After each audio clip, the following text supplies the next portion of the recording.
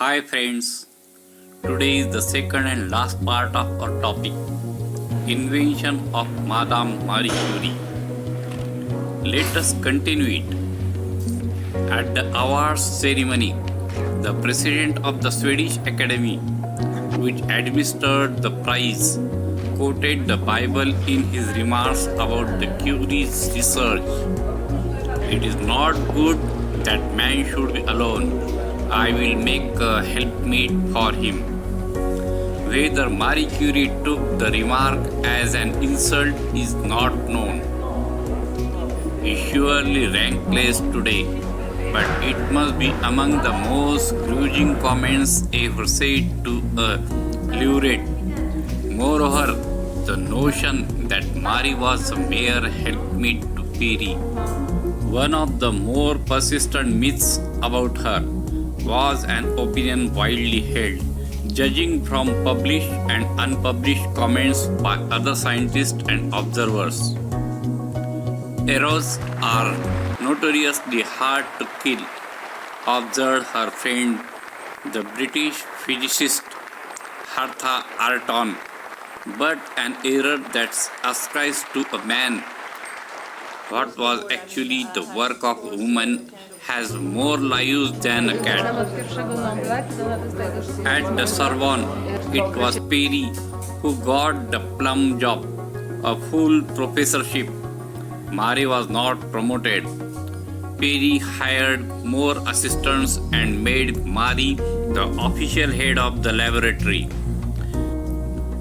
freeing her to conduct experiments and for the first time be paid for it. The most successful collaboration between a husband and wife in the history of science ended suddenly on April 19, 1906, when Perry, apparently lost in thought, walked into traffic on the Rue Dauphine and was killed instantly by an onrushing carriage. Instead of accepting a widow's pension, Marie took over Perry's position at the Sorbonne, becoming the first woman to teach there. Hundreds of people, students, artists, photographers, celebrities lined up outside the university on November 5, 1906, hoping to attend her first lecture. She gave no outward sign of mourning. She began to summarizing the recent breakthroughs in physics research. When one considers the progress of physics in the last decade, she said, one is surprised by the changes it has produced in our ideas about electricity and about matter. She wrote a diary during this time, addressed to her late husband, about continuing this research. I am working in the laboratory all day long. It is all I can do. I am better off there than anywhere else, she wrote. In 1910, she published a 971-page treatise on radioactivity. Some men in the scientific establishment still didn't consider her an equal. However, she applied for membership in the French Academy of Sciences in 1910. And although Perry had been a member, she was denied by 2 votes. One Academy member, the physicist Emile Amagat, claimed that women cannot be the part. Led Lord Rutherford to make the greatest single advance in atomic theory. In 1911, rumors spread that Curie was having an affair with the prominent physicist Paul Langevin, a man 5 years her junior, who had been Perry's student and had worked closely with Langevin's strange wife discovered apparent love letters from Curie to her husband and gave them to the newspaper. It and other publications ran stories with headlines such as Romance in a Laboratory. Although a widower under similar circumstances would likely not have suffered by consequences, her reputation tarnished. Neither Curie nor Langevin discussed their relationship with outsiders. I believe there is no connection between my scientific work and the facts of private life, she wrote to a critic. The front page coverage of the scandal threatened another news story later that year, her second Nobel Prize. This one in chemistry was for the discovery of polonium and radium. In her acceptance speech in Stockholm, she paid tribute to her husband, but also made clear that her work was independent from his, spelling out their separate contributions and describing the discoveries she had made after his death. At the end of 1911, Curie became very ill. She had an operation to remove lesions from her uterus and kidney, followed by a long recovery. In 1913, she began to travel again and returned to science. In March of that year, Einstein paid her an extended visit, and later she opened and headed a new research facility in Warsaw.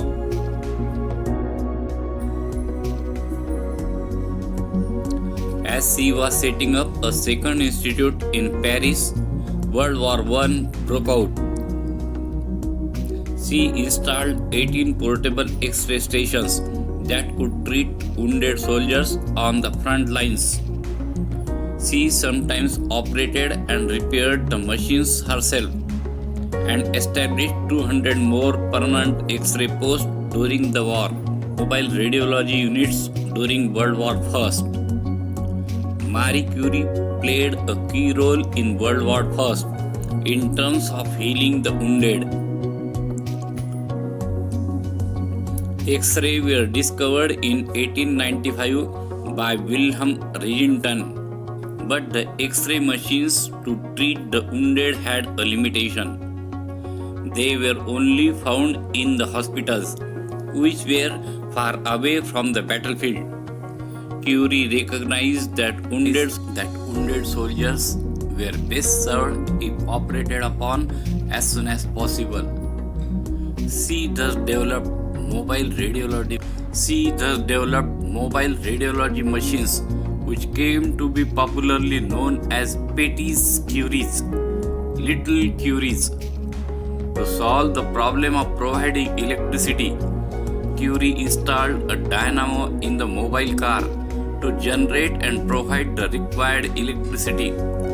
Curie's machines made X-rays possible in any part of the battlefield. Over the course of the First World War, it is estimated that over 1 million wounded soldiers were treated with Curie's X-ray units. She developed the ways for extensive use of X-rays for medical purposes. Apart from inventing mobile radiology units in World War I, Marie Curie, along with her daughter Irene, she worked in a casualty clearing station and helped in discovering bullets, broken bones, and other internal injuries using the X-ray machines. In the first year of the war itself, she directed the installation of 20 mobile radiology vehicles and another 200 radiology units at field hospitals. She also trained almost 150 women to work as aides in using X-rays. In 1915, Marie Curie started making hollow needles which contained radium emanation. This was a colorless radioactive gas given off by radium, which could be used for sterilizing infected tissue. Later, this gas was identified as radon. Curie's work in the First World War began medical research, which led to the use of X-rays to detect and diseases in the human body. However, despite her enormous contributions in World War I, Marie Curie never received any formal recognition for her efforts from the French government. Her work on radioactivity developed the ways for possible treatments of cancer done by Henry Becquerel, and the Curies on radioactivity led to advancement in several disease treatments. As well as she developed the way for the research of using radioactivity as a means to cure diseases like cancer through radiation therapy. Procedure known as brachytherapy involves the plantation of small amount of radioactive material in the tumor. This helps shrink the cancerous cells. Radium, which was discovered by Curie, was first used in this treatment and was placed directly on the tumor tissue. Modern research has led to the substantial use in brachytherapy. The treatment is also used to provide relief to patients with incurable cancer.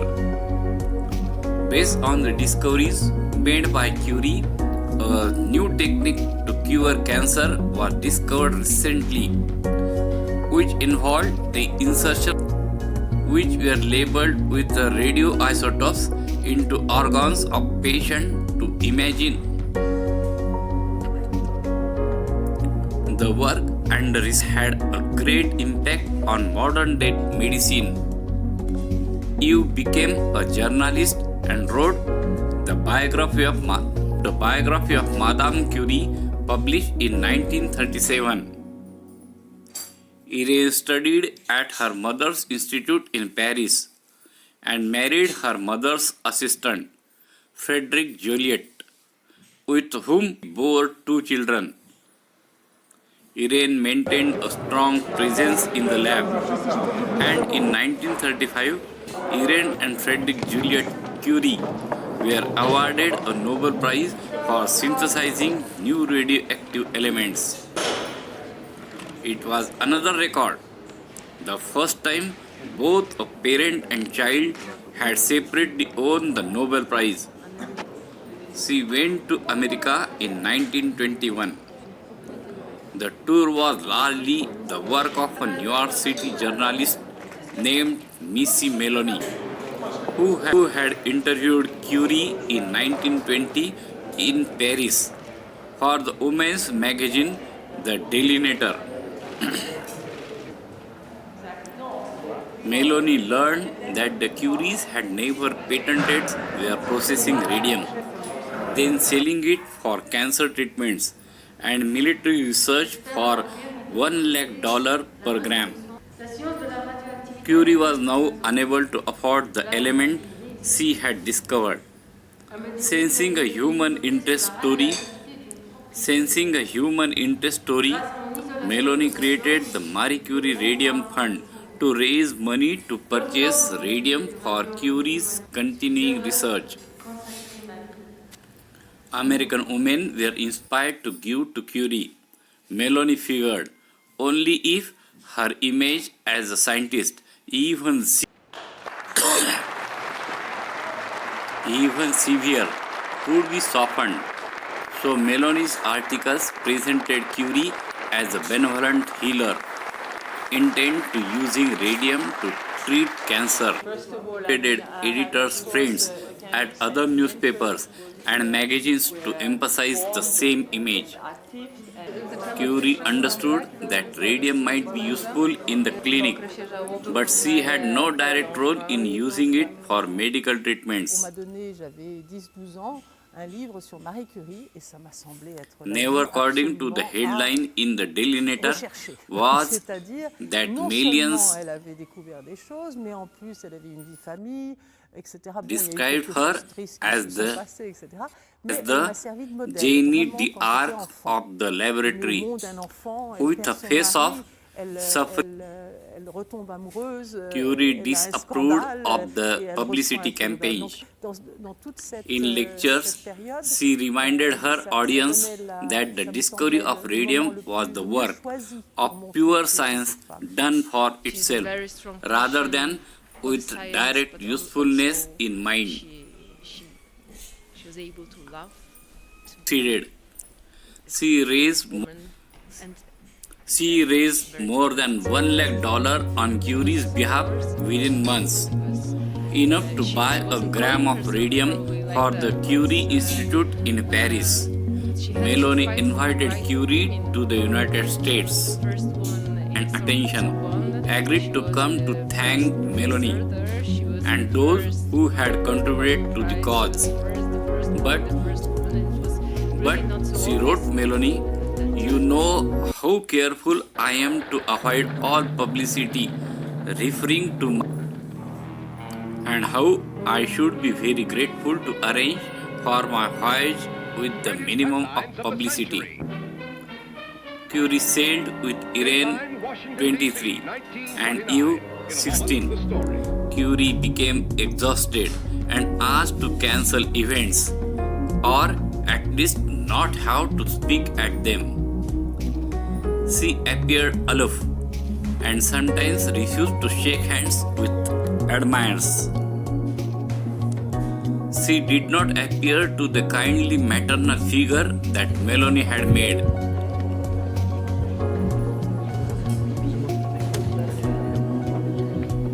Being thin, she carried the gram of radium in a vial handed to her by President Harding at the White House.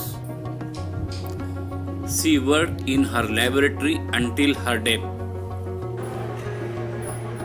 Curie died at age 66 in 1934. Journalist equalized by Meloni. The New York Times called her a Mary of Science. The New York Times called her a matron to science who contributed more to the general welfare of mankind. As a modest, self-affecting woman, the physicist Robert Millikan, president of the California Institute of Technology, issued a public statement. In spite of her continuous devoted much time to the cause of peace, she embodied in her person all the simpler, homelier, and yet most perfect virtues of womanhood. In the years after her death, scientists, historians, artists, and others have grappled with her story, often highlighting qualities Curie's portrayal in books and movies tended to emphasize her roles as wife, mother, and humanitarian at the expense of her importance as a brilliant physicist. 70s, Curie's reputation as a remarkable scientist came to the fore.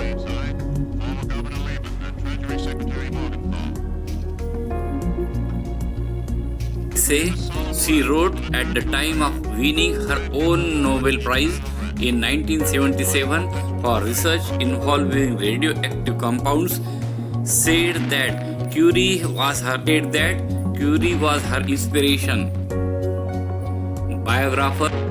Biographers attempted to depict the brilliance and complexity of this outsized character.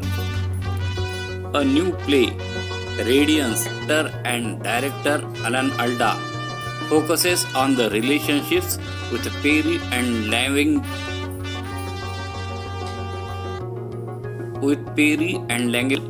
Radioactive, Marie and Perry Curie, a tale of the love, and followed by Lauren Redness, examines Curie's life in the context of radioactivity's impact on history.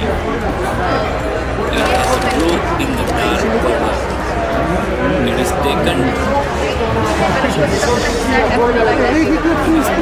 a century, but we can finally appreciate her as a multifaceted woman of uncommon intensity, intelligence, and will, a woman of courage, conviction, and yes, contradictions.